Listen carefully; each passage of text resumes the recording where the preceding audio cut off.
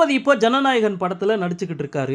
இந்த படம் தான் தளபதியோட கடைசி படம் அப்படிங்கிறது நம்ம எல்லாருக்குமே தெரியும். இந்த படத்தோட படப்பிடிப்பு முடிஞ்சதுக்கு அப்புறம் முழுக்க முழுக்க தளபதி அரசியலுக்குள்ள வர போறாரு. அதாவது இன்னொரு 25 நாட்கள் தான் ஜனநாயகன் படத்தோட படப்பிடிப்பு இருக்கு. அது முடிஞ்சதும் தமிழக வெற்றி கழகத்தோட பூத் கமிட்டி மாநாடு நடக்க இருக்கு. அதுக்கப்புறம் தமிழ்நாடு முழுவதும் சுற்றுப்பயணம், மண்டல மாநாடு, பொதுக்கூட்டம் அப்படின்ட்டு தளபதி பயங்கர பிஸியா இருக்க போறாரு.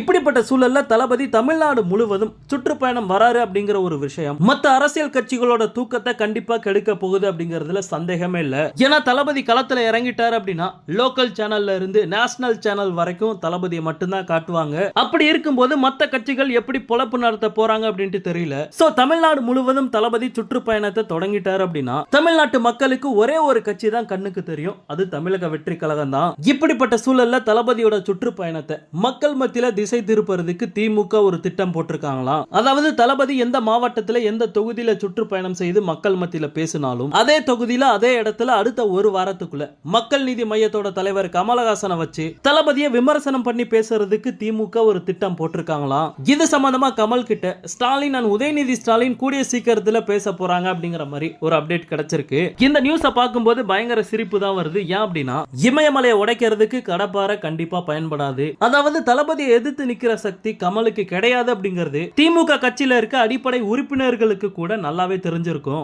இப்படிப்பட்ட சூழல்ல இந்த முட்டாள்தனமான ஒரு ஐடியா திமுக தலைமைக்கு எங்க இருந்து வந்துச்சு அப்படின்ட்டு தெரியல.